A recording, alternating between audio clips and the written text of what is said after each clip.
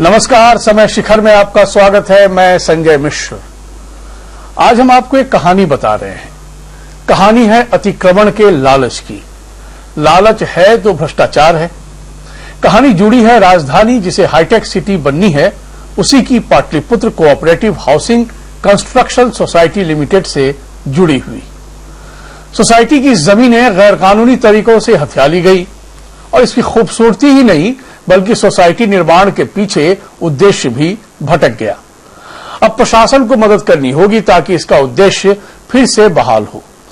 दरअसल सोसाइटी की 689 भूखंडों में से यानी 689 भूखंडों में से 244 पर गैर आवासीय गतिविधियां चल रही है।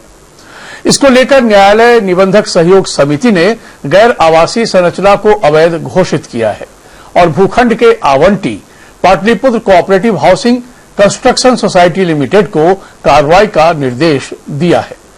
लेकिन बिना प्रशासन की मदद के ये सोसाइटी कितनी कार्रवाई करेगी, ये हम आप सब समझते हैं। इसी अतिक्रमण को और इसके मुद्दे को आज हमने समय शिखर का विषय बनाया है क्योंकि अतिक्रमण की बदसूरत कहानियां और उस पर राजनीति कमोबेश हर जगह दिखती है। हम इस विषय पर अपने खास मेहमानों से राय जानेंगे। पहले एक रिपोर्ट देख लेते हैं। ये है पटना का इंडस्ट्रियल इलाका यानी Pataliputra cooperative house construction society limited के अंतर्गत आने वाली भूमि। यहाँ के आवासीय पाटलिपुत्र कॉलोनी के 689 भूखंडों में 244 पर गैर आवासीय गतिविधियों के तहत इनमें अपार्टमेंट निर्माण से लेकर school, coaching, hospital, nursing home, hotel, guest house, office संचालित हो रहे हैं। सब कमर्शियल क्या बंद कराएंगे आप लोग? एकदम लॉ का पालन करना ही है। लॉ का जब लॉ है कि गजट में है कि आप रेसिडेंशियल पर दिया है तो हम चाहेंगे कि डीएम और सीनियर पे मिल जाए, तुरंत वैकेट होगा। लॉ को क्या उम्मीद है जिलाधिकारी और एसएसपी और तमाम लोग आयुक्त से क्या आप उम्मीद रख रहे हैं आप? बहुत अच्छा प्रशासन चल रहा है इन लोगों का, बहुत अच्छा प्रशासन चल रहा है। पहले लोग डरे हुए डीएम और ये आते थे, लेकिन ये बोल्ड लोग हैं। और देखिए कंकड़बाग का हटा दिया इन लोगों ने, आपका क्या नाम है कृष्णापुरी का हटा रहे हैं अभी। तो इन लोगों से उम्मीद है कि ये पाटलिपुत्रा को भी बचा लेंगे। इस जगह पर हो रहे लगातार निर्माण को लेकर न्यायालय निबंधक सहयोग समिति ने इन सभी गैर आवासीय संरचनाओं को अवैध घोषित करते हुए भूखंड के आवंटी पाटलिपुत्र को कोऑपरेटिव हाउस कंस्ट्रक्शन सोसाइटी को कार्रवाई का निर्देश तो दे दिया है, लेकिन इस पर कितना ठोस काम हो रहा है ये सोसाइटी खुद ही बयां कर रही है। हालांकि इसकी सूचना पटना के डीएम, एसएसपी, नगर आयुक्त से लेकर संबंधित अधिकारियों को दे दी गई है। जो आपकी सोसाइटी है वो इस पर शिकंजा कसरे इनको हटाने का बात है, क्या है पूरा मामला? पूरा मामला है कि हम लोग का Pataliputra cooperative housing society registered society है और ये सबको दिया गया था रेसिडेंशियल पर्पस के लिए। इसमें कुछ लोगों ने कमर्शियल एक्टिविटी शुरू कर दी है, जिसके लिए कुछ मेंबर हाईकोर्ट गए। हाईकोर्ट से रजिस्ट्रार को डायरेक्शन हुआ कि इस पर प्रॉपर एक्शन लिया जाए। रजिस्ट्रार ने हम लोग को प्रॉपर एक्शन के लिए लिखा है और हम लोग इस पर प्रॉपर एक्शन ले रहे हैं। सबको नोटिस इशू किया गया है कि आप लोग अविलंब बंद कर रहे हैं, नहीं तो आप लोग पर उचित कानूनी कार्रवाई की जाएगी। वर्ष 2017 में दर्ज मामले में आया फैसला आवंटियों के आवासीय संरचना में बदलाव कर बहुमंजिला निर्माण और गैर आवासीय उपयोग के खिलाफ सेवानिवृत्त न्यायाधीश उदय सिन्हा ने वर्ष 2017 में निबंधक सहयोग समिति के न्यायालय में केस दर्ज कराया था।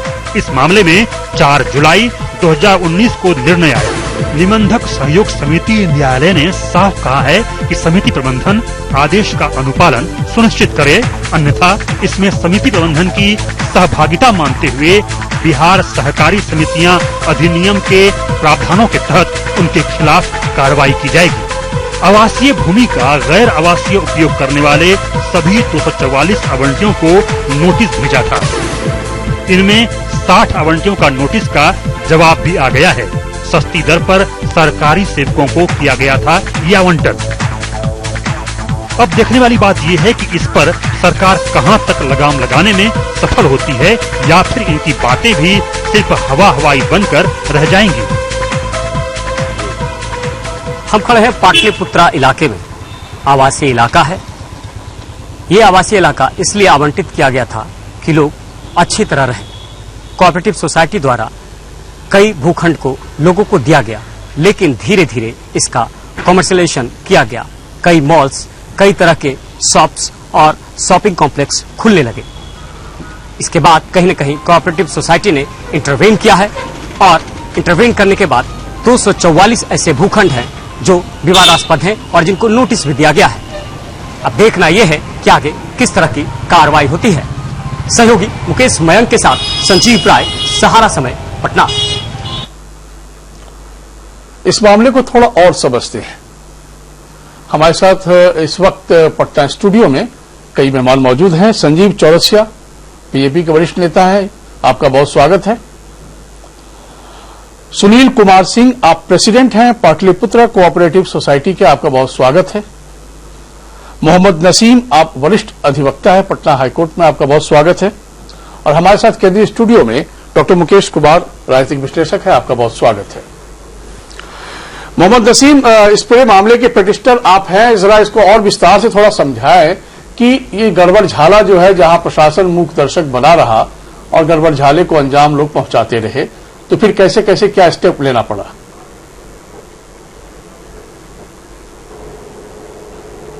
बड़ा अच्छा प्रश्न किया आपने।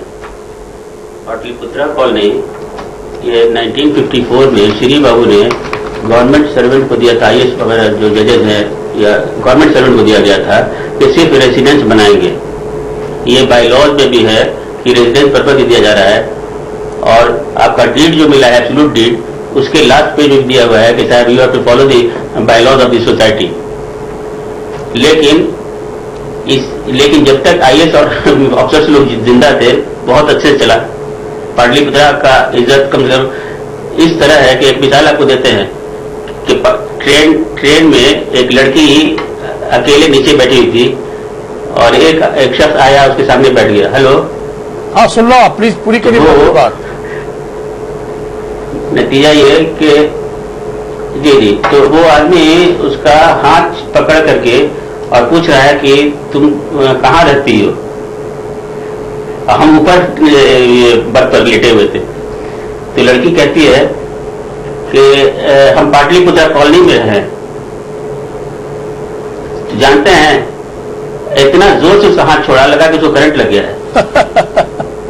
ये पाटलिपुत्रा का ये इज्जत जो है नतीजा ये हुआ है कि जितने गवर्नमेंट सर्वेंट थे रिटायर कर गए, जितने आपके अफसर थे वो भी बेड रिडन हैं।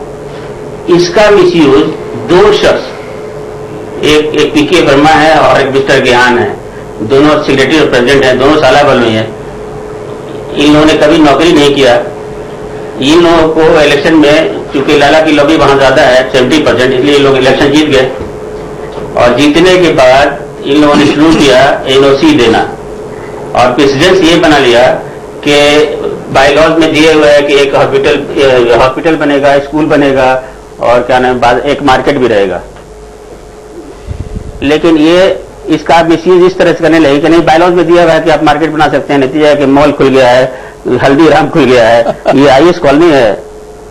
ठीक, इस वक्त तो प्रेसिडेंट है पाटलिपुत्रा कोऑपरेटिव सोसाइटी के सुनील कुमार सिंह। आपको बता दें कि हम लोग कैसे इंटर किया है। मैं आपके पास फिर आता हूं, इस व्यथा को थोड़ा और समझ लेते हैं, फिर आपके कोर्ट में जाने के तौर तरीके पर भी हम चर्चा करेंगे। तो सुनील जी, कितनी दिक्कतें आई और किन मुश्किलों को आप लोग झेलते रहे, क्योंकि आप ही के प्रबंधन के पूर्व सचिव और प्रेसिडेंट का गड़बड़झाला सामने आ रहा है, तो प्रशासन क्या पूरी तौर पर उनसे मिलीभगत था उनके साथ?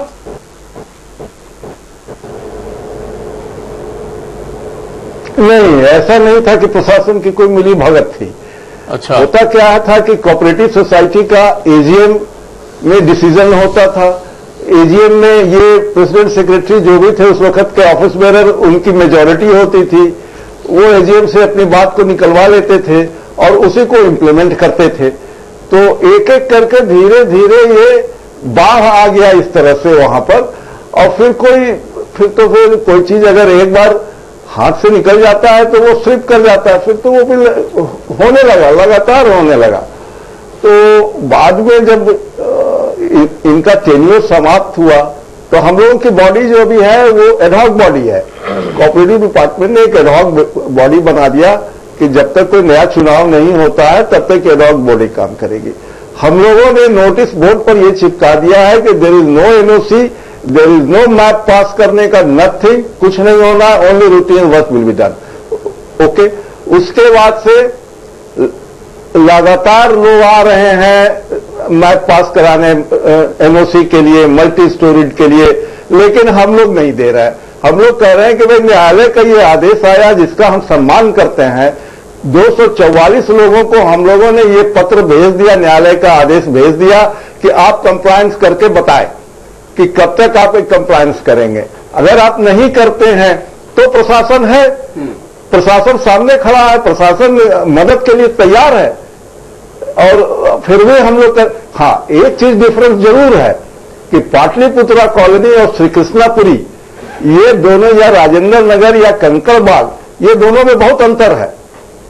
ये कॉलोनी जो है इसमें सरकार का कहीं कोई अनुदान नहीं है, कोई अंशदान नहीं है, कुछ नहीं है। ये 300, उस वक्त 300 प्लॉट बने, 300 लोगों ने अपना वो जमीन प्रोक्योर किया किसान से और इसको अपना बनाया। आज भी टैक्स के मामले में गवर्नर का एक नोटिफिकेशन है जो भी मेरे पास नहीं है, ये 1955 वगैरह में आया था कि ये अपना टैक्स खुद कलेक्ट करेगी, इसलिए कि इसका वाटर सप्लाई है, इसका रोड है, इसका ड्रेनेज है, सीवरेज है, अपने सारे स्टाफ हैं इसके। तो ठीक सर, इस तरह से इसको करके किया गया। अब हम लोगों के कंट्रोल, एक समय ये था कि 70-80 में इसको लोग देखने के लिए बाहर से आते थे इसकी व्यवस्था को। अभी देखने के लिए आ आज रहे ये हैं, अपने बेनूरी पर रो रहा है। अभी देखने के लिए आ रहे हैं क्योंकि आज ये अपने बेनूरी पर रो रहा है। हमने कमिश्नर पटना डिवीजन को पत्र लिखा, तो लोग विजिट करने आ रहे हैं। और सुना जाए, कमिश्नर पटना जब को लिखा कि आप इस कॉलोनी को एक मॉडल कॉलोनी के तहत अडॉप्ट कीजिए, हमारी अपनी व्यवस्था है, इसको कुछ नहीं करना है, आप जरा सा विंडो ड्रेसिंग कर दीजिए इसको, तो आपके देखरेख में एक खूबसूरत फिर से हो जाएगा। ठीक सर, लेकिन उन्हें जवाब देने का मैं जरा एक इंटरफ्रेंस चाहता हूं संजीव चौरसिया जी का, क्योंकि संजीव चौरसिया जी बीजेपी के वरिष्ठ नेता हैं, मुखर नेता हैं और ऐसे मामलों के जानकार भी हैं। तो संजीव जी, दरअसल ये पूरा मामला 689 में से 244 अतिक्रमण कर लिया गया हो जिसको नोटिस भेजा जाता है, और इससे प्रशासन को तो प्रोएक्टिव स्टेप लेना पड़ेगा, क्योंकि अदालत ने अलग से भी संज्ञान लिया इस मामले को लेकर बाकायदा। तो इस तरीके के जो गड़बड़झाले सामने आते हैं, जाहिर है उसमें प्रशासन कहीं सोया जरूर रहता है, कुछ लापरवाही रहती है। और सिर्फ यही एक मामला नहीं है, पटना की सड़कों के किनारे बनी हुई बिल्डिंग्स को आप देख लीजिए, जहां एक्टिविटीज चलती है तो एनक्रोचमेंट ही एनक्रोचमेंट नजर आता है सर। तो फिर क्या किया जाए?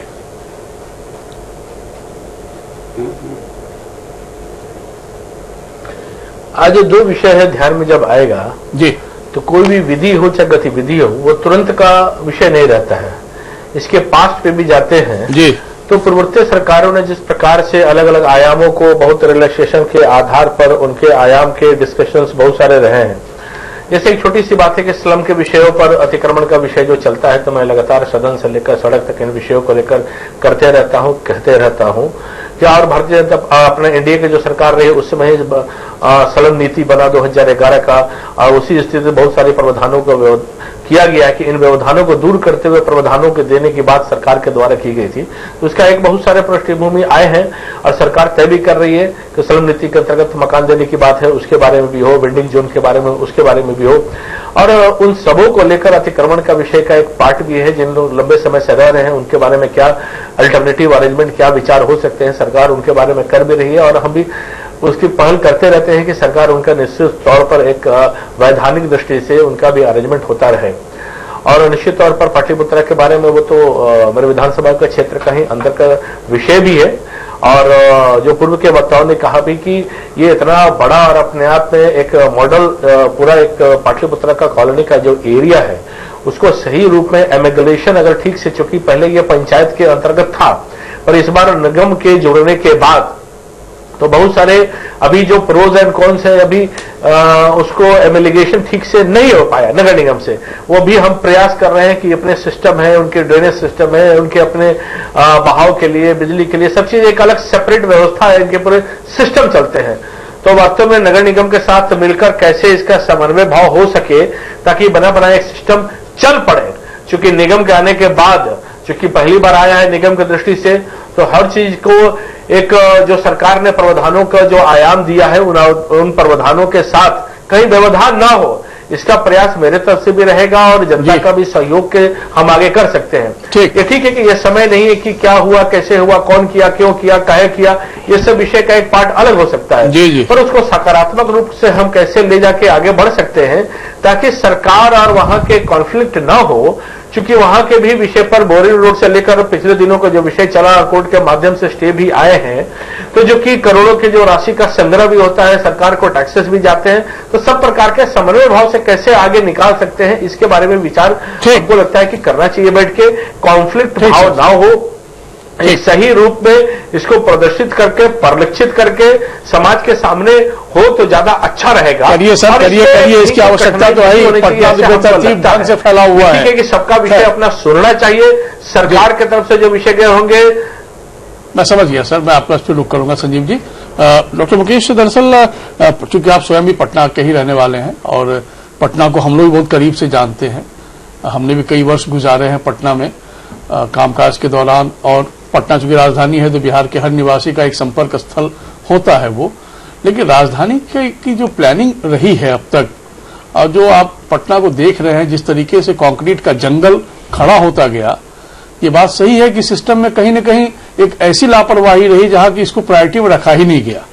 जब एक आवाज बुलंद होती है तो फिर अदालत के इंटरफेरेंस के बाद प्रशासन अलर्ट होता है और फिर उसके बाद कार्रवाई में भी ढीलापन होता है। कभी चुस्ती भी दिखाई जाती है, ज्यादातर वक्त सुस्ती भी रहती है। तो नतीजा ये होना ही था, लालच की कहानी बननी थी। फिर बिल्कुल सही आपने कहा संजय जी कि जो अगर व्यवस्था होती है और अगर वो व्यवस्था संतुलित रूप से और समग्र रूप से जमीन पर उतरती है तो बहुत खूबसूरत होता है और बहुत उसका फायदा लोगों को मिलता है, नगर विकास से मिलता है। आप पाटलिपुत्र की बात कर रहे हैं, पाटलिपुत्र अभी आप पाटलिपुत्र कॉलोनी की बात कर रहे हैं, लेकिन पाटलिपुत्र शब्द जो है एक समय में इसी पाटलिपुत्र शहर को पूरी दुनिया में लोग सबसे खूबसूरत शहर के नाम से जानते थे, जिसका जिक्र हानसांग, आइसेंग और मैगनस्टीज के किताबों में और यात्रा वृतांत में आप देखेंगे। तो वो उतना खूबसूरत शहर पुष्पपुर भी कहा जाता था, उतना खूबसूरत शहर। और जब उस कालांतर में जब 1956 में इस पाटलिपुत्र कॉलोनी की अवधारणा आई और उसको उस समय देखिए, सारी चीजें जिस ढंग से लोगों ने बताया, सारी चीज इसकी अपनी स्वयं की थी। Sewerage system, water system, maintenance system, everything, सब कुछ इनका अपना था। और 60 साल के दशक में जिस ढंग से सारे कानूनों के रहने के बाद, जिस बात का आप जिक्र कर रहे हैं, सारे कानून थे, लोग कानून वाले थे, चलाने वाले कानून वाले थे, देखने वाले कानून वाले थे, लेकिन जिस ढंग से इस कॉलोनी का अधोपतन हुआ, और आपने जिस बात का जिक्र किया है कि 679 में 244 अतिक्रमण के केसेस अभी दिखाई दे रहे हैं, नमूने अभी दिखाई दे रहे हैं, जिस पे कार्रवाई की प्रक्रिया हो रही है। आखिर नियमों की अवहेलना किस ढंग से क्यों हुई, ये बहुत महत्वपूर्ण है। राजधानी में नगर विकास जो है संजय जी, वो ज्ञान का केंद्र होता है, स्वास्थ्य का केंद्र होता है, समृद्धि का केंद्र होता है, संस्कृति का केंद्र होता है, मुद्रा का केंद्र होता है और विकास का केंद्र होता है। प्रगति अगर कहीं भी किसी भी दुनिया में किसी स्थान से हुई है तो नगर के विकास से हुई है, और नगर को आप भूल जाएंगे तो उस राज्य की अवधारणा, विकास की अवधारणा बिल्कुल खोखली है। तो पहली बात तो है कि जो भी सरकार में हो और जो भी सरकार चला रहे हो, उन नियमों का कड़ाई से, कठोरता से और जनता के सहयोग के साथ में, क्योंकि जनता के सहयोग से आप नहीं कर सकते, बिना नहीं कर सकते हैं। और जिस ढंग से बुलंदी से लोग वहां अभी पाटलिपुत्र कॉलोनी में जो हमारे उसके व्यवस्थापक लोग हैं, जिस बुलंदी के साथ खड़े होकर और अपनी कॉलोनी को सुधारना चाहते हैं, उसका सहयोग स्थानीय प्रशासन को और सरकार को, मैं विशेष जोर सरकार को दे रहा हूं कि सरकार को करना होगा।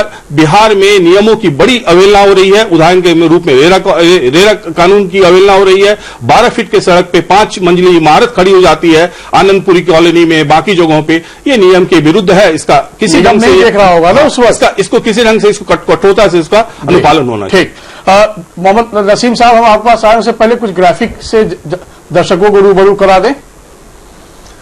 सस्ते दरों पर सरकारी सेवकों को जमीन आवंटित किए गए थे। एसके पुरी और राजेंद्र नगर में भी चल रही है व्यावसायिक गतिविधियां, जबकि दोनों आवासीय कॉलोनी के रूप में विकसित हुई थी। बिहार राज्य आवास बोर्ड ने गैर आवासीय उपयोग के लिए भी भूखंड आवंटित किया था। कंकड़बाग और बहादुरपुर हाउसिंग कॉलोनी में भी आवासीय फ्लैट और भूखंड का आवंटन, आवास बोर्ड के आवासीय फ्लैटों, भूखंडों पर व्यावसायिक गतिविधियां संचालित हो रही हैं।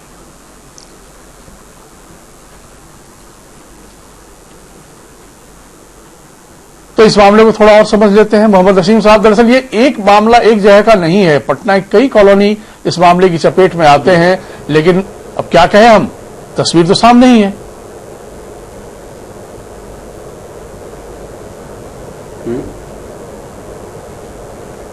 देखिए, ये असल हुआ है, इसका मेन कारण ये है कि जितने भी अफसर थे सब रिटायर कर गए या इनकी मृत्यु हो गई, और उसके बाद 2 लेक्चर थे जो कभी नौकरी नहीं की पार्टी की तरह में, दामाद थे आईएएस अफसर के लोग, कोई बेटा भी हैं चीफ इंजीनियर के, ये दोनों प्रेसिडेंट और सेक्रेटरी मिल करके इसका मिसयूज करने लगे।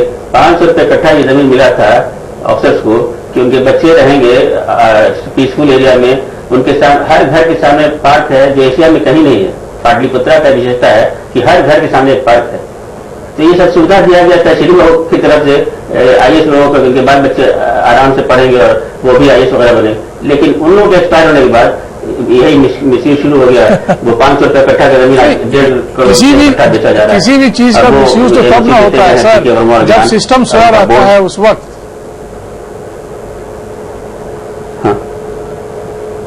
हाँ, असल ये सिस्टम गड़बड़ाया है। मेन रीजन इसका यही है कि हम लोग एक्शन लेने वाले हैं, कॉलोनी में कोई नहीं, 328 मेंबर थे, कोई एक्शन लेने वाले नहीं रहे। इसी वजह से कुकुरमुत्ता की तरफ बढ़ता चला गया। जाने से सिस्टम यदि बंद हो रहा है इसका मतलब उस सिस्टम में लूप होल्स है।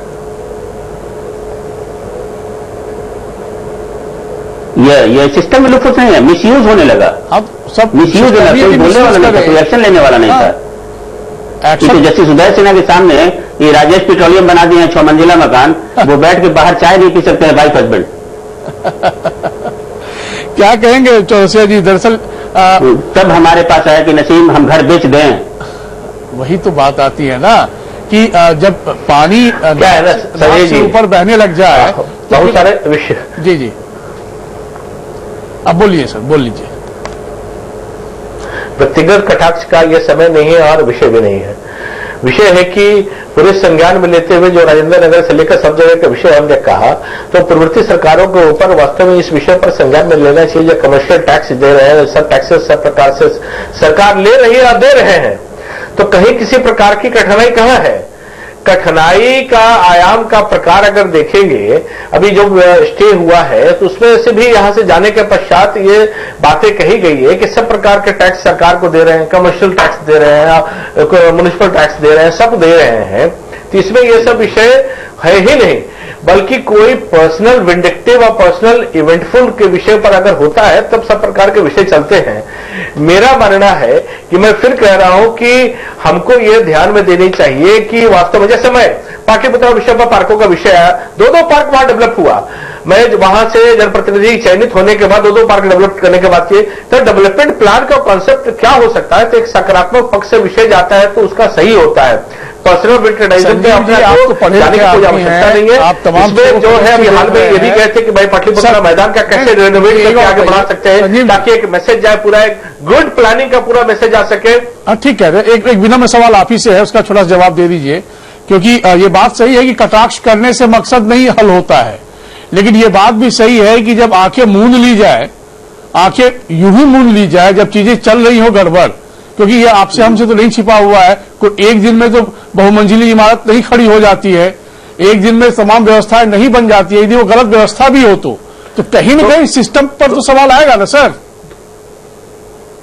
तो दो विषय संज्ञान में लेने लायक है कि जो वहां की जमीन पाटलिपुत्रा में विशेष करके है, इसके संज्ञान में अगर लेते हैं तो ये जमीन का जो एक रजिस्ट्रेशन का आधार है वो लीज ग्राउंड पे है नहीं, वो स्वामित्व के आधार पर है। पाटलिपुत्रा कॉलोनी का स्वामित्व के आधार पर आया। ठीक है कि एजीएम के अंतर्गत जिन विषयों का हुआ है तो वहां भी एक जैसा होने का एक प्रकार का आयाम का प्रश्न चिन्ह वाचक जो शब्दों के माध्यम से की जाती है या करने का प्रयास होता है, तो शायद इसके प्रयास और कृतित्व को पहले में आयाम देने का प्रयास किया जा सकता था। तो जिस जिस प्रकार से आज प्रश्नों के बौछार पे आयाम दे रहे हैं तो शायद वो अवसर नहीं पड़ता, वो ठीक रहता। तो अभी भी हम कह रहे हैं कि स्वामित्व का प्रकार का जो है वो लीज ग्राउंड पे नहीं है, वो स्वामित्व के आधार पर है। तो स्वामित्व के आधार पर जो एक करणीय कार्य जो होते हैं व्यक्तिगत अंतर्गत, तो उसमें यह विषय है कि जो सोच के किए होंगे, एनओसी ले के माध्यम से किए होंगे, वो सब समझने की आवश्यकता है। मैं फिर कह रहा हूं कि ये सब चीज समझने की आवश्यकता है और एक परस्पर भाव से एक सॉल्यूशन कैसे सब पक्षों का ठीक से सुनकर इसके रास्ता निकालने की बात करनी चाहिए, ताकि इसका अभाव का दृष्टिकोण ना दिखाई दे, इसका प्रभाव का दृष्टिकोण दिखाई दे। एक सुनील जी, मैं आपसे एक जवाब चाहता हूं, ठीक से दिखाई दे, उसको उस दिशा में हमको पहल करने की आवश्यकता है। जी सुनील जी, दरअसल जिन 244 गैर आवासीय गतिविधियां चलाने वाले भूखंड हैं, उन पर जो आपने नोटिस चिपकाया है अदालत के आदेश के बाद, तो वो कब तक कार्रवाई होने की बात है ऐसे भूखंडों पर? कोई टाइम फ्रेम है? देखिए, वो जो अदालत का जो आदेश मिला है उसमें कोई डेट फिक्स नहीं किया गया है। ओके। उसमें ये कहा गया है कि वहां के जो प्रशासन है, शासन है, कॉलोनी के जो बॉडी है, वो इस पर समुचित कार्रवाई करे।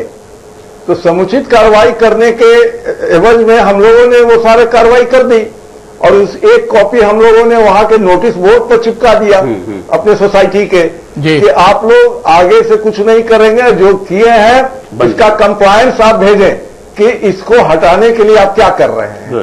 तो हमारे पास उसमें कोई टाइम फ्रेम आपने दिया है कि कितने दिन के अंदर में हटाए? नहीं है कि नहीं, हम लोगों ने कोई टाइम फ्रेम नहीं दिया है, लेकिन जल्द से जल्द ये शब्द लिखा है। चलिए सर, कि भाई जल्द से जल्द करें।